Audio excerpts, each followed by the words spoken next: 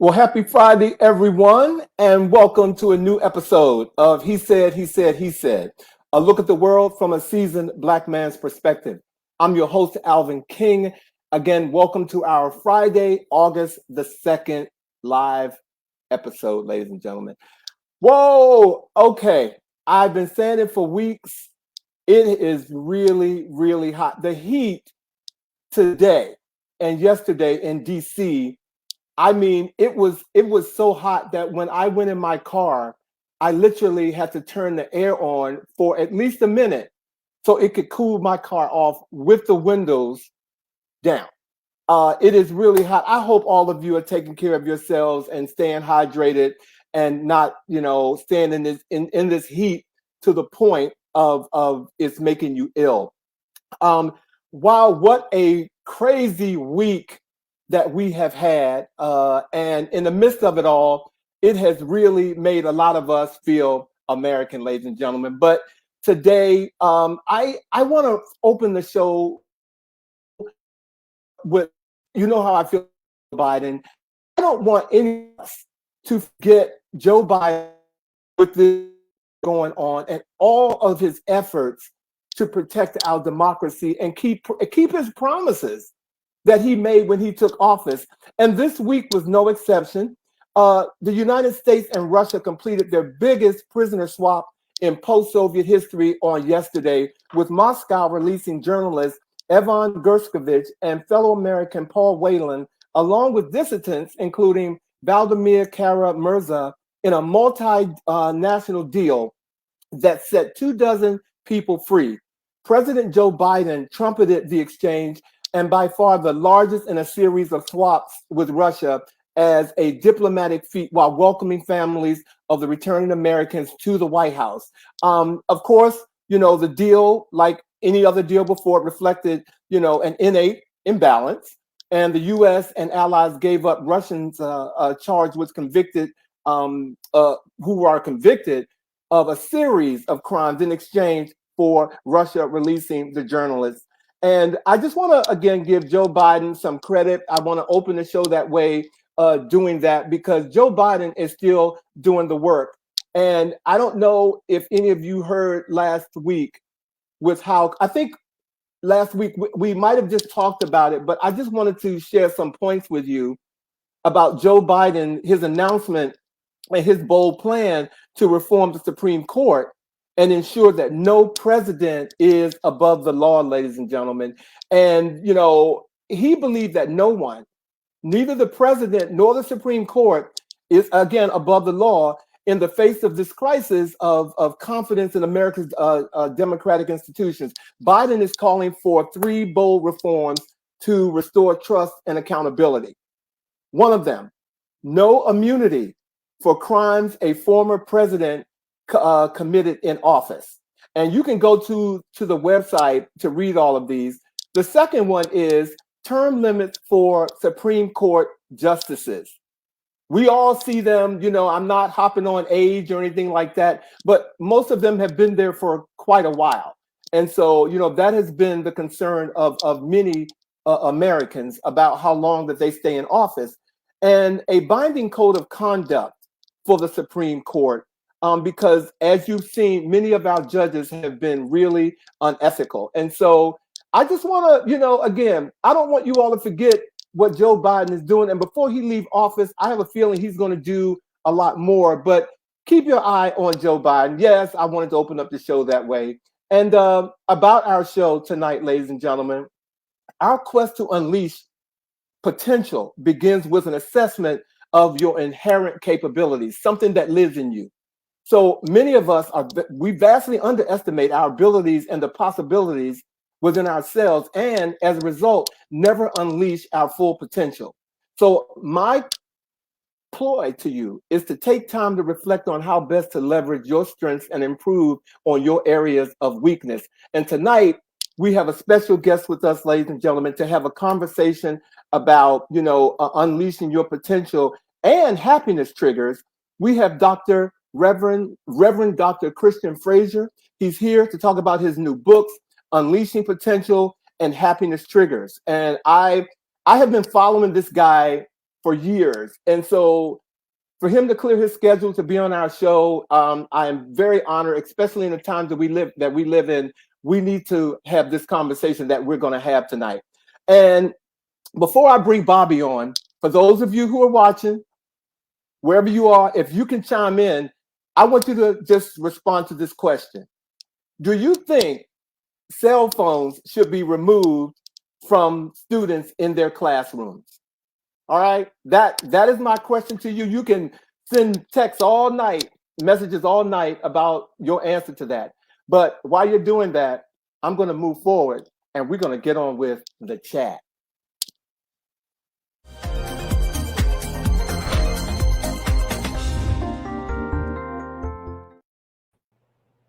Oh, I guess cell phones should be removed from class.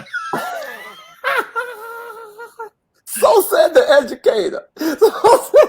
So said that. How you doing, Bobby? Hey, yeah, my brother. How are you? Happy Friday to you. That was good. I was like, wait a minute, pick up your cell phone, Bobby, and have it. That was good. How you doing on this hot day? Hot. It is hot, Alvin. And I shared with you and Norman before we went on. My AC unit in my townhouse is not cooperating today. So right out of camera view is this fan that is keeping a brother from glowing during the show tonight. So well, not even heat can keep you from glowing because you are glowing. You are glowing. Hi, Rose. Thank you for joining us. Hey, Rodney. Hey, Monica. I saw Monica this week. She's so beautiful. Hey, Monica. She looks so beautiful. It was good to see you, Monica. Monica. Hey, Rodney. Good to see you joining the show. Yeah. Didn't Rodney just have a birthday? He did. Happy belated birthday, Rodney. You know, we follow some of y'all. Okay. We do. We follow y'all closely. So up in Philly, turning it out. So Bobby. Yes. The only things I think is on my lips right now is the Olympics. Okay. And I can't tell you how good it feels to feel American while watching all of this. Yeah, it does make you feel patriotic in a really nice way. And at a time when we feel very divided around a lot of other things, it's nice when you see athletes sporting the red, white, and blue and going out there and competing against the world. Yeah, it is a beautiful thing to see. And I echo you in all of that. And I want to circle back to last week because there was a moment during the opening ceremonies when Celine Dion, she took center stage and Celine Dion stood on the Eiffel Tower and belted. Tore it out. It was it not magnificent? It was literally magnificent. It really was. It was beautiful. She was, particularly given all that she has been going through personally with her health and so forth, to see her up on that Eiffel Tower in that white and not just kind of limping through the sun, like blowing like Celine normally does. So it was beautiful. It was a beautiful performance. And of course, this week has been full of, Olympic wins for the United States. I know you have the count. I don't know where the U.S. stands tonight at this moment, but what's the count for what do you call it for medals? The current count right now, and knowing that we're always on a little bit of a delay and so forth, but I believe this is the most up-to-date information right now. For the United States, our current count is 9 gold, 18 silver, and 16 bronze for a total of 43 medals. We are in the lead in terms of overall total medals. Now, for those of you who were not privy to our previous conversation, Alvin is very focused on gold. He is not happy that the United States is not the team that has the most gold. Right now, China has the greatest amount of gold medals at 13, and the United States has 9. Well, viewers, first of all, thank you, Rodney. That's right. Cell phones should be limited. I'm with you, Rodney. Thank you for saying that. And how you doing, Sean? Cedric, thank you for joining the show tonight. What I told Bobby about the medals, who gets their life together for 4 years to go over to wherever the Olympics are being held to not win gold? That's the purpose. And I agree. so I'm not shading them. I'm not saying what I think how you took it was different. I'm just saying No, I think gold is in their eye, you we know. Yeah. agree. Everyone is going to go for the gold. Yeah.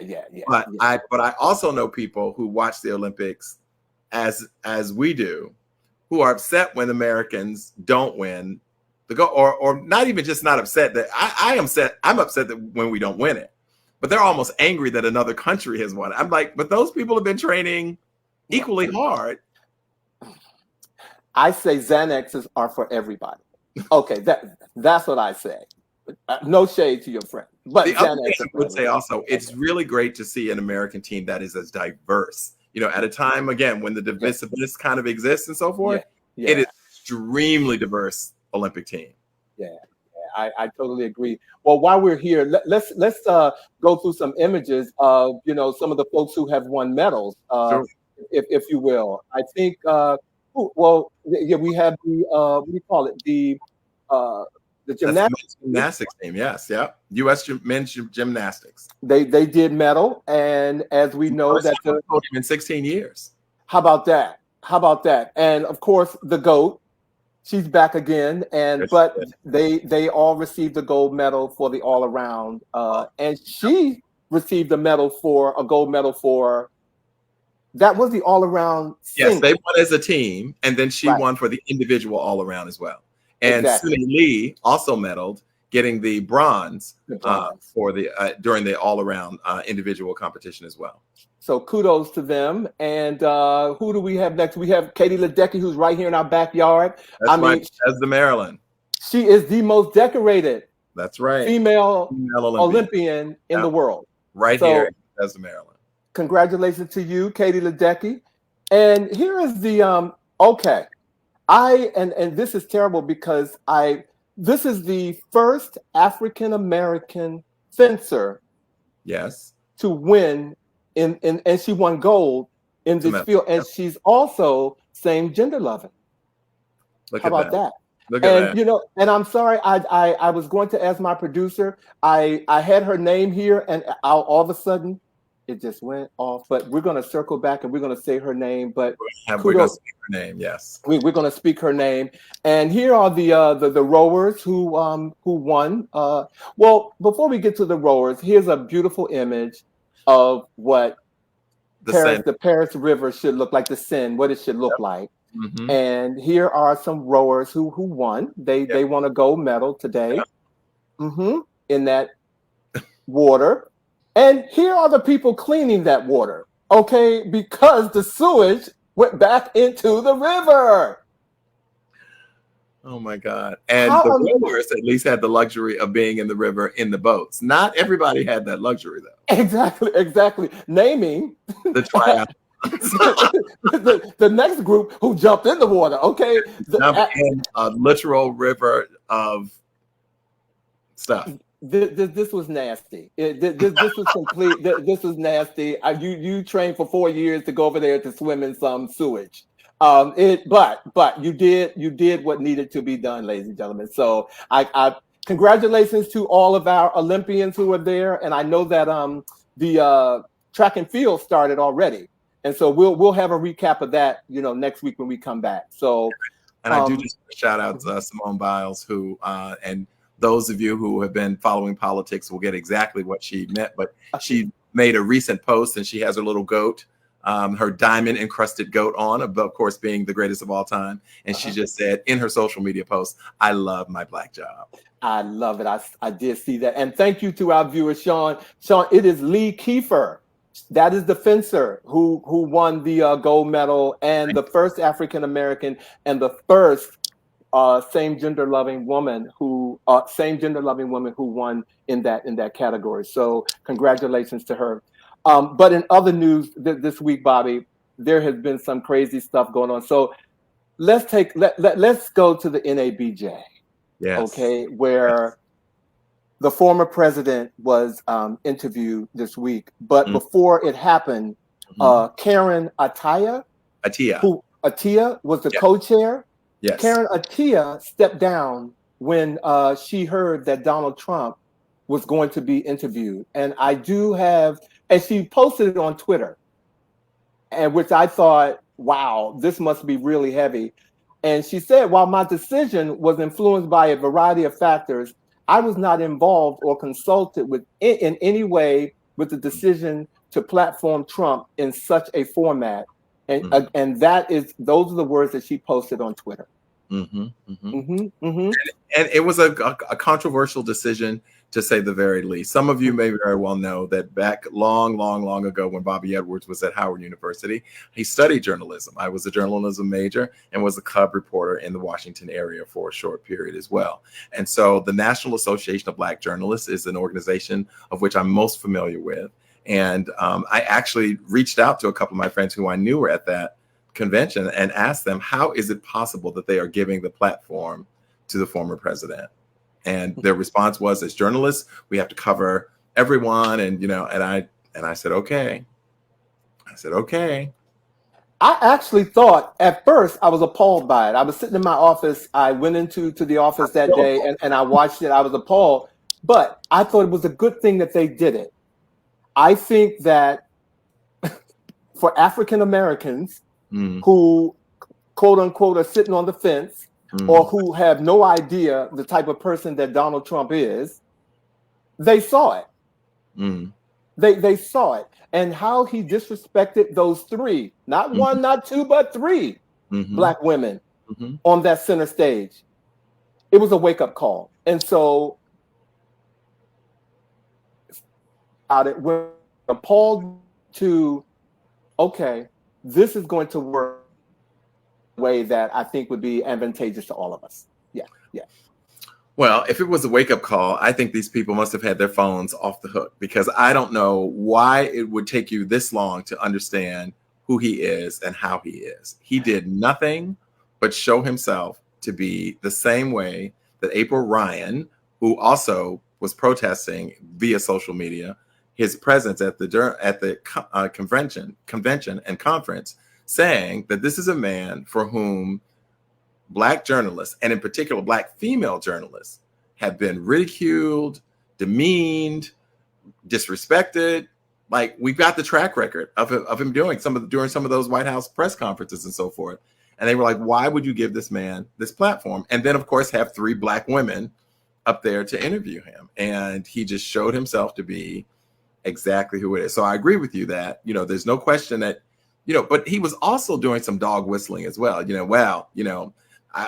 They're running 35 minutes behind. Their sound equipment isn't good. Just really kind of feeding into that whole notion. Of course, I'm at the Black Journalists Convention. They're late. The sound system is busted. That it just. I was like, ixnay. I personally would not have given him that platform out of just the fact that he has treated journalists the way that he has. That I just would have said no. But It will. Let's see if it works out. Let's see. More shall be revealed on that, because I know it's not going to go away. Well, before we bring on our special guest, ladies and gentlemen, we want to speak someone's name who was actually born today, August the 2nd, 100 years ago, ladies and gentlemen. Brother, we want to say happy birthday and celebrate James Baldwin, who again turned 100 years old today. Bobby, did you want to say something about James Baldwin? I just want to say thank you, Alvin. I really wanted to just say that, I have always been such an extraordinary fan and of James Baldwin, his wisdom, his work. And I've also deeply been moved to turn to his wisdom and his words here in 2024 still. It is amazing to me the timeliness of words that were spoken and written decades ago, his insights and his ability to use his voice to not only uplift people of color and Black people in particular, but also hold America accountable to the promise that it is supposedly made to all people, and in particular to people of color. So his wisdom, his quotes, if you've not seen the documentary, I Am Not Your Negro, I encourage you to see it. However, you can see it is available streaming, etc. But I am deeply moved and deeply honored for us to be able to stop, particularly given our lives as two Black gay men and knowing whose shoulders we stand on. I'm just so honored to be able to speak the name of Brother James Baldwin on his 100th birthday. May he rest in peace and power. Happy birthday, James Baldwin. We love you. All right, ladies and gentlemen. Thank you, Bobby. Well, ladies and gentlemen, like I said, our show tonight is one that I feel is very important for all of us, and the conversation that we're going to have. I've been looking forward to this for some time. And so if you guys are ready, I want to go ahead and introduce our special guest tonight. Bobby, you ready? Let's go. All right.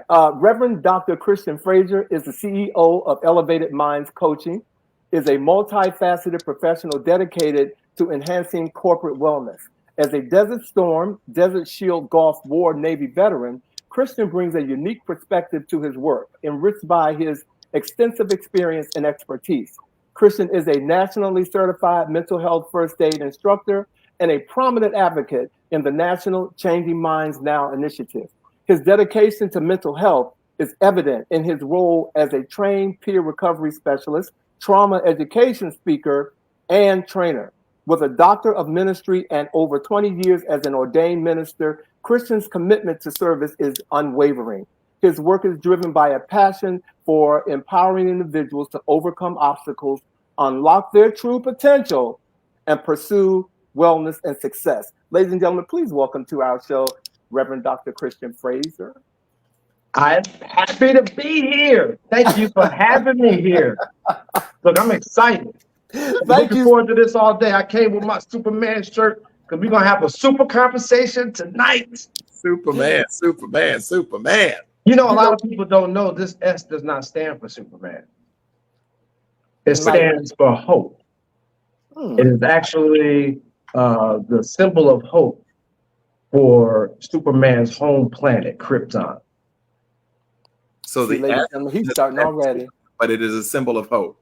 It stands for a symbol of hope. That's why I didn't really know that growing up, but it was some reason I was attracted to Superman, and I really know why, because he always stands for a symbol of hope.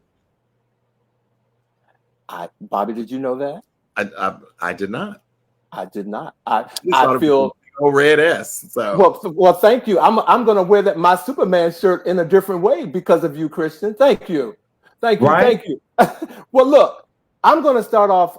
Look, our viewers always, I read your credentials, but our viewers always like to know a little something else about, our special guest. So I don't know. This question I have, Christian, take about 90 seconds to tell us what it was like to be little Christian. Oh, what it was like to be little Christian. So I grew up in the projects in Newark, New Jersey, and I was a nerd. I used to get beat up. It was not, it's not cool to be smart and to be weird. And I was considered to be a weird kid because I didn't even realize that. But when I went into the military, I tested so high on the ASVAB that they sent me to the second hardest school in the entire world next to MIT. The Navy Nuclear Power School is considered to be the second hardest school in the world. They take 6 years of college and cram it into a year and a half. So what you do in 16 weeks, we have to do in 1. Wow. Ladies and gentlemen, that was little Christian. Okay. I think that S is standing for more than hope. I'm sorry. Okay. I'm just saying. So let's get right into it. And Christian, I want to ask you, what inspired you to write Unleashing Potential and Happiness Triggers? Well, Unleashing Potential came about because there was a publisher who was looking for life coaches all around the world. This publisher is located in Canada, Pixel Publishing, and they were looking for life coaches to be able to have a different portion of this book, a different subject matter that they specialized in. And they found me on LinkedIn and reached out to me, and I love the idea. And I feel like there's, first of all, not a lot of African-American mindfulness instructors out there. And a recent psychiatry journal medication stated that mindfulness meditation is as effective as medication in the treatment of anxiety. In other words, you can really use mindfulness. It's more than just breathing. It's a lot more than that. And I can tell you from a person who suffered from anxiety, depression, PTSD, and I'm also a 15-year suicide survivor, that I know that mindfulness changed my life. Wow, wow, wow. And happiness triggers? Happiness triggers. So this was a long time coming.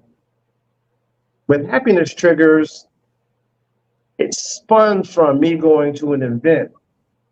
I'm going to say almost 20 years ago. I was working in sales, and my boss sent me to a Tony Robbins event. Mm. And at this event, I got a chance to walk on hot coals with my bare feet. And when you feel like you do that, you could do anything. And so I went to this, and he was telling us that no matter what's going on in our lives, you're in sales, you got this meeting tomorrow, you've got to close this 20 minutes.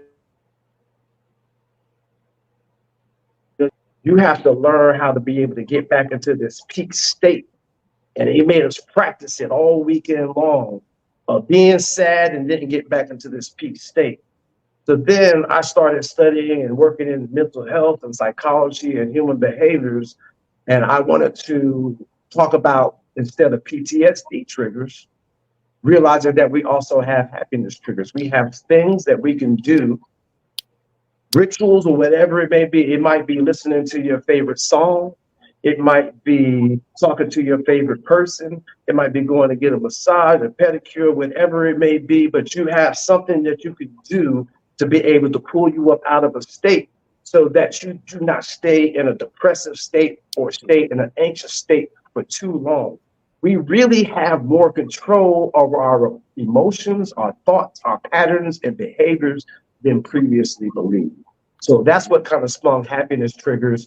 And I've been so excited also about that because I'm about to revise it, and it is going to be endorsed by some doctors at universities. So I think this is something that even therapists, as I talk to therapists around the country, they love the idea so much, they started saying, I'm going to start using this concept in my therapy sessions. Mm-hmm. Wow. Oh, wow. Thank you. Oh my gosh. So Christian, can you tell us from the book, for our viewers who might like to read the book, and we hope that they will go out and support your efforts here. Is there a particular story from the book that kind of exemplifies happiness triggers and unlocking potential and how a significant impact on your own personal journey? A particular story that might reflect that? Yeah, so each chapter in the book has personal stories, which I love. And that has been the feedback that people have given, is that it's so personal. This is not your typical self-help book that kind of reads like a textbook. They're boring. A lot of people are like, I tried to read a self-help book, but it was boring. But people are saying, no, I'm connecting because I'm connecting to the stories of the people. And I give a couple of personal stories, but one that I can say is that, like, I remember going through kind of like financial disaster. And I went out to go buy a car.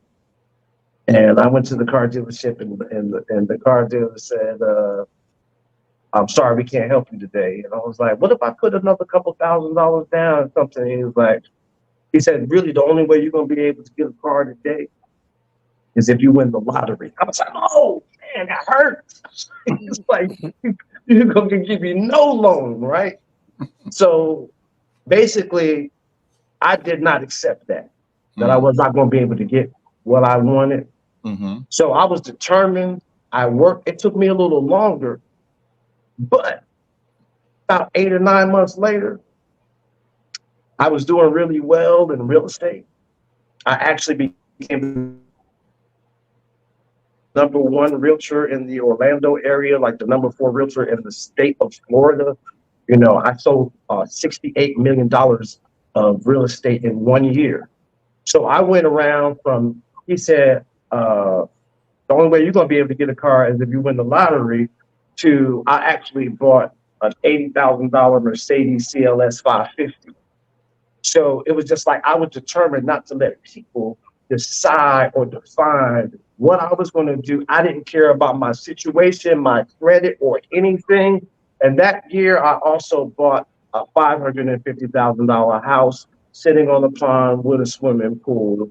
And we used to go on vacations at least every 3 to 4 months. So I went from a situation where my financial situation was really bad, and then I changed it around because of my mindset. Wow. And let me tell you something, I talk a lot about visualization in the book, but I use visualization.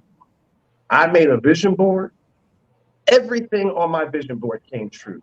The house, the car, the money I wanted to make, the trips I wanted to go on, everything on that vision board came true. I had that car as my screensaver on my phone. Every time I picked up the phone, I looked at my vision and what I wanted to come true. Mm-hmm. Visualization is extremely important, and people think it's hokey or whatever it is. No, it's scientific. Mm-hmm. Your brain really doesn't know the difference whether the things that you're thinking and focusing on is real or you're just making this up. And if you can actually visualize something and focus on it and keep focusing on it, those things will manifest because you start doing things to make them happen. Subconsciously, you don't even realize it, but you're going to do those things to make those things come true. Wow. I so believe that. I'm a witness to what you just said. So thank you, ladies and gentlemen. I hope you heard what he just said, okay, because it is very true. And I'm here to tell you that it is. Absolutely. It's backed by science. Like I'm not going to, because I'm a geek, so I can get into the nerd parts of the brain, but I don't want to go there. But it's backed by science. It's science-backed. Visualization and creating vision boards will help you to achieve your goals. Right. Writing them down, putting it before you, seeing it all the time. Well, you mentioned happiness triggers, and you defined it. You said it could be your song, favorite, your favorite food, all those things. How do we not have guilt over enjoying our guilty our trigger, our what they're called happiness triggers? Yes. How do we not feel guilty for enjoying our happiness triggers? Well, that's because the world has programmed us to feel guilty, but we have to unlearn a lot of what the world has taught us. We shouldn't feel guilty about self-care. Mm-hmm. I talk about self-care and mental health. I teach self-care and mental health first aid. The last portion of that class is self-care. And self-care is extremely important. It's just like this, just like on the airplane. They say if the oxygen mask falls down from the airplane, you got to put it on yourself first before you help somebody else. So you shouldn't feel happy about putting the oxygen. You shouldn't feel guilty about putting the oxygen mask on yourself before you help somebody else. Amen. See, and okay, I'm just going to play devil's advocate here. No, you shouldn't. But in the times of COVID, things have changed. You know what I'm saying? And one would say, "Oh, Alvin, no, it hasn't." But I think people are more reluctant to be so forthcoming. To be honest with you, if I may be honest here, than they were pre-COVID, and now that COVID has existed, people who wouldn't do it anyway are using that as an excuse. So you know what I'm saying. But that analogy that you use, it made me think of that, Christian. No, you're absolutely right, and it really is a mindset, and it's about changing our mindsets and changing our thinking, because it's a total unlearning. And I'm going to say that's what Unleashing Potential is about. And it really is a total unlearning, because what we do, especially with mindfulness meditation. So like, think about this with mindfulness, what it does is we're constantly worried about what's about to happen in the near future or distant future. And then we're always constantly worrying about what people did to us, what happened in our past, our trauma. So what mindfulness does is gets us to focus on the present right now. This is the most powerful moment that we have. That's why they call it a present. So the present is the most powerful moment that we have where we actually can create and do things. So if you're stuck worrying about the past and worrying about the future, then you really get stuck in a loop of doing the same thing. Oh, it's just like being in the airplane when you're in the holding pattern. You just keep going around in circles and circles and nothing changes. And then you realize 5 to 10 years later, I really didn't do any of the things that I really wanted to do. We keep searching for the answers on the outside. And mindfulness is really letting you know everything that you need is right there on the inside. It's getting to, and then when you talk, and then as a reverend, as a preacher, as a pastor, teacher, somebody who's been to seminary, this is where you hear from God. We have so much soul noise in our lives: the television, the news, the radio, the text message, social media, this, that, and everything, like friends, everybody bothering us, and we have all of these distractions. We really don't spend any time with ourselves. And we really need to at least wake up in the morning and then spend at least 15 minutes alone, not doing anything. Before you go, you check social media. Just take 15 minutes to be quiet. And, some people tell you they're not. It's impossible for your brain to stop thinking. But mindfulness, what it does, it allows those thoughts to come in. We use an example like a train station. Thoughts come into the train, but you don't have to get on it. You don't have to ride that thought. You observe it, allow it to go with no judgment, and just stay calm and stay present. Wow. Christian, this leads me to my next question for you. I would love for you to spend some time, telling us key psychological insights that are in your book that you believe are essential for personal growth. Well, each section of the book, there's somebody who talks about, so there's a financial expert, there's a relationship expert, there's a mindset rewiring expert. So there's something in there for everybody to really take care of the total man. And so even in the federal government, and I work a lot with SAMHSA, which is like the federal government that handles a lot of mental health administration across the entire country. They talk about 8 dimensions of wellness. There's social wellness, there's intellectual wellness, there's financial wellness, there's spiritual wellness, there's mental wellness, physical. So there's environmental wellness. So we talk about all 8 dimensions of wellness in this book. So it's guaranteed to hit. But then when you even talk about the mindfulness meditation, you're going to see this starting to be deployed. And also a lot of therapists and counselors are teaching their clients and patients mindfulness and breathing, because scientifically, let me tell you what happens.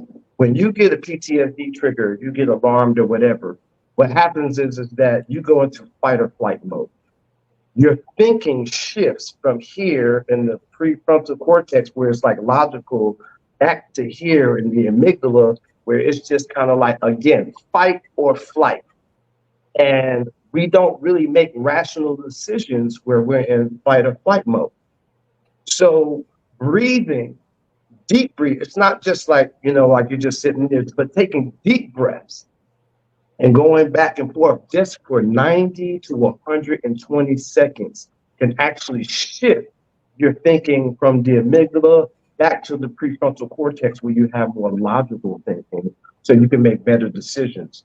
A lot of us are walking around in what I call a constant underlying anxiety or constant fight or flight mode. So it doesn't really take much to tick us off and go from 0 to 100 real quick. So again, mindfulness kind of takes you back down, and it also allows you to think clearly, make better decisions. It helps you to be more present. Now, let me just talk about this also. Like if you're a mindful person and you're dating a non-mindful person, it's gonna make dating real hard. Uh-oh. Because as a mindful person, I'm present. I'm listening to you. I'm Mhm. talking to you. I'm paying attention to every word that you say. But a Harvard research studies shows that most of us are only present 49% of the time. So if the other person is not mindful, you're talking to them, they're thinking about what's going on tomorrow, what happened today, everything like that. So they're getting every other word, and your communication is going to be poor. And then you, the mindful person, are going to notice that they're not really paying attention. I hope you all heard what he said there too. Okay, because many of you in relationships, and I'm I would I would probably suspect that you have experienced something like this before. So, Christian, that was okay. Thank you for that. You mentioned something about the workforce in your last comment. So, how can leaders and managers use the concepts in your book to foster a positive and hopefully a productive team environment? Well, really, like, so first of all, we even have the book as a corporate license. So you can license it to your employees. Right now, so about 49% of CEOs think that their workplace is toxic. That was a recent study that I saw. 49, so almost half the CEOs believe that their workplace is toxic. Forbes reported a couple of years ago that mental health is costing workplaces over $300 billion a year. And they say that empathy and emotional intelligence are the two key, like things that leaders need, but it is lacking. So you have a book that can actually talk about emotional intelligence, but we also encourage you to do workshops. Like we also, like I teach mental health first aid. And what that does, it actually teaches you, it's like first aid, but for mental health. A lot of times, if somebody was choking in the restaurant, you might have 4 or 5 people who know first aid, they'll come to the rescue, but let somebody be experiencing a mental health crisis. People tend to stay away because they don't know what to do with it. So we teach people how to recognize the signs and symptoms of somebody going through a mental health crisis and also how to help them. So we do that at work. We use scenarios of what happens when your coworker is going through a crisis. And I'll give you a prime example because I had a friend who had a coworker who was yelling and screaming at him and cussing them out and treating them bad. And I said, you know what? Why don't you take, this coworker in the office privately and just ask, like, I've noticed that you've been really kind of acting out of character lately. Like, I'm really concerned about you, like, because you've been giving me attitude that I didn't even really deserve. Like, is there something going on? And when he did that, she said, yes, my daughter is on drugs. She stole all the money out the bank account. And I had 20 cops in my house last night. So the reason the workplace was toxic because it was the issue that was going on at home, that a lot of times we feel like we shouldn't bring the work, but we are not capable of just leaving our problems at the door. So we have to be able to learn how to be able to help each other at home, on the street, and in the workplace. Now, in mental health first aid, we have trained 3 million people in the United States, and we want to train 1 in 15 people because we know and we have studied that the research shows that it's effective. And even like one thing that I'll say, because I'm here in Tampa, I'm in Florida. One thing I can say about the state of Florida that is a positive thing is that we require 80% of the employees that work for the public school system to get certified in youth mental health first aid. So all of the teachers, administrators, and I know I'm training like 100 teachers next week. So it's an important initiative, and it's happening, and we can do this in the workplace as well.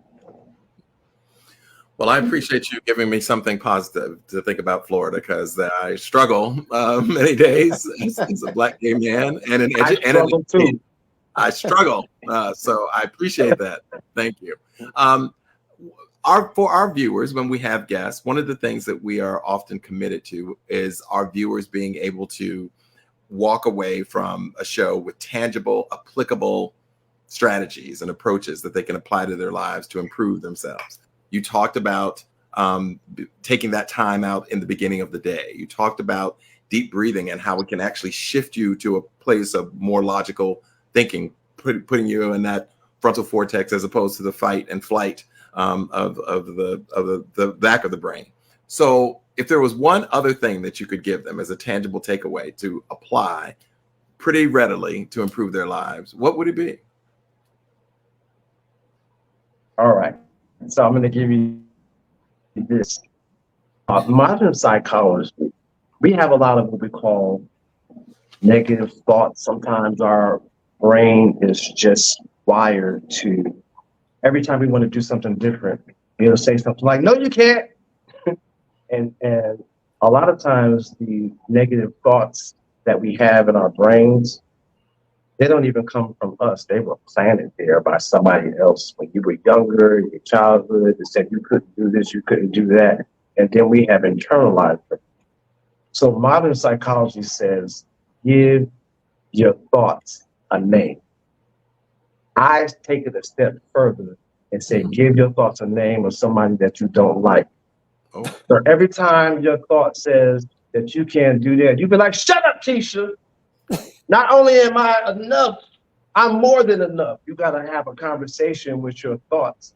And what happens is that you start having more conversation with your thoughts. You start separating yourself from your thoughts.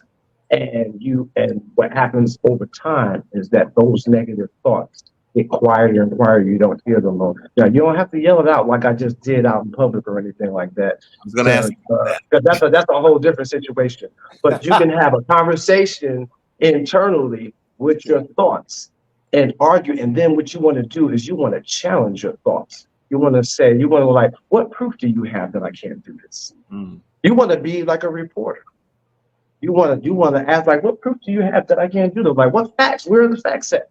So having a conversation with yourself, and then what you want to do is you want to counter your thoughts with positive affirmations.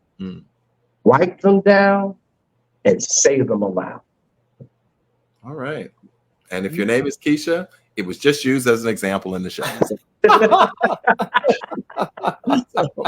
But what you say in all seriousness, one of the things you talk about in terms of happiness triggers, for me, I know that one of them is the village of people that I have chosen to surround myself with. Can you speak to the importance of a good village in terms of both unlocking your potential, but also finding happiness triggers?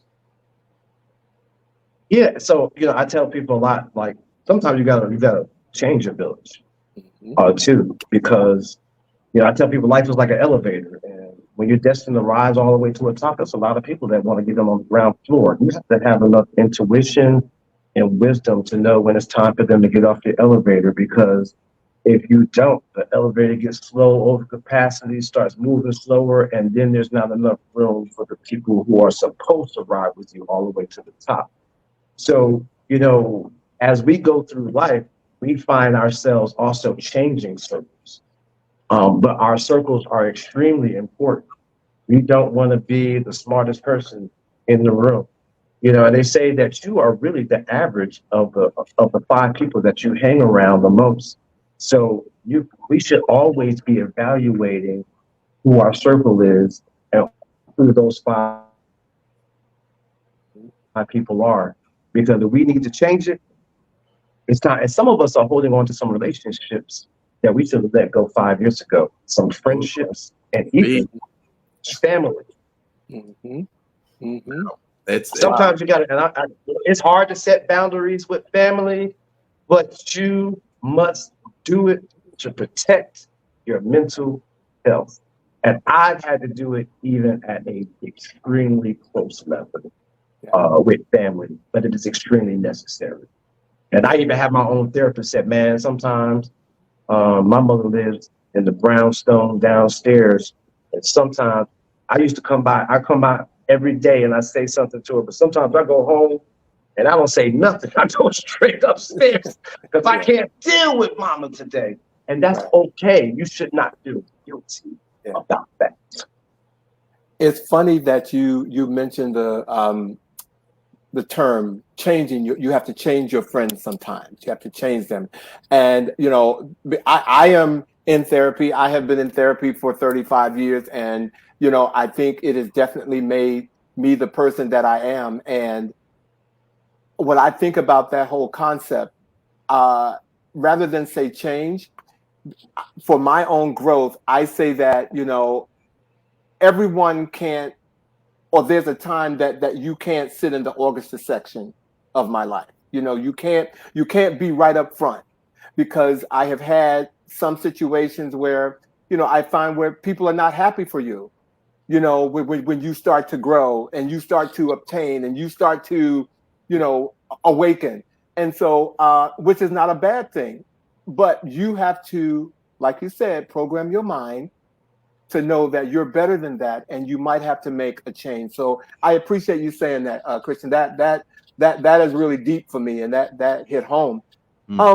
Christian, you mentioned, or I mentioned that you are a minister. So do you find overlap in your role as a spiritual leader and as a self-help author? I do, and I love it. I love the fact that I work in public health. I am on the board of directors for NAMI Hillsborough. I am on the Zero Suicide Alliance in this area. I am the co-chair of the Veterans Subcommittee, the chair of the BIPOC Subcommittee. Anybody who's not familiar with BIPOC, that stands for Black, Indigenous, People of Color. Anybody who is not Caucasian falls under BIPOC. So I am working with the sheriff's department and like 15 different hospitals and organizations that actually plan community events. Like in September, we're doing a National Day of Narcan distribution. So I love it that even when I teach mental health first aid, and in every setting that I go in, that I always am able to introduce myself as Reverend Dr. Christian Frazier. And I don't have to beat anybody up with religion or anything like that. I just go and represent. It's really the sermons that you live, not the ones that we preach, that are the most powerful. Amen. Amen. Come on with it. I'm telling you. Amen. Amen. That's the word. So tell us, you are busy. You are busy. You are coaching. You are mentoring. You are writing. You are a minister. You've got your family, social life, balance. How? A lot of people ask me that question. They're like, how do you do it all? Like, give me an example. I taught a class today. I am going, as soon as I get off this call, I'm going into relax mode. And then I check out. Like, you don't see me on social media that much on Saturday or on the weekends. I really try not, unless I have something, major going on, but I really try to not be on the phone, not doing anything. I really like to do nothing. To unplug and practice, my own self-care and practice what I preach, on the weekends. And then what I do is I just get in and work really hard Monday through Friday. And I just really separate my time when I'm going to work on this project, when I'm going to work on that project, when I'm going to work on some marketing, social media. And then I'm the person who calls everybody in the family. So they're not calling me, I'm calling them. I'm like, what's up? What's happening? I'm calling up my sons, my daughters, my sisters. I have 10 brothers and sisters, 4 children, 7 grandchildren. Yes, I was a late bloomer. I didn't come out until I was in my 40s. So it's funny, I came out, and then for those that don't know, oh my goodness. when I went to New York, I did parties for like 10 years, events. I was doing the cruises for Pride for 10 years. So it was like, man, you came out late and then you became like the king of the gays. I think now that I have you on the show, You wear the I crown. I remember some of your promotions in New York. Now, I'm having like a ticker tape moment. So, but I didn't know that was you hey, So, Christian, I think I've so, been so at some of your parties. you might have. You might. I mean, those parties were pretty famous, and the thing about the parties is that it was a body positivity type of event. You Right. know, so it attracted all types, all ages. There were guys there from 21 to 75, and also it was the most diverse party in New York. I mean, put it like this: there were guys that would actually they came to a party once and they flew in on New Year's Eve, came to the party straight from the airport, partied all night long, went got something to eat, got back on the plane, flew out to Denver. That's how legendary those parties used to be.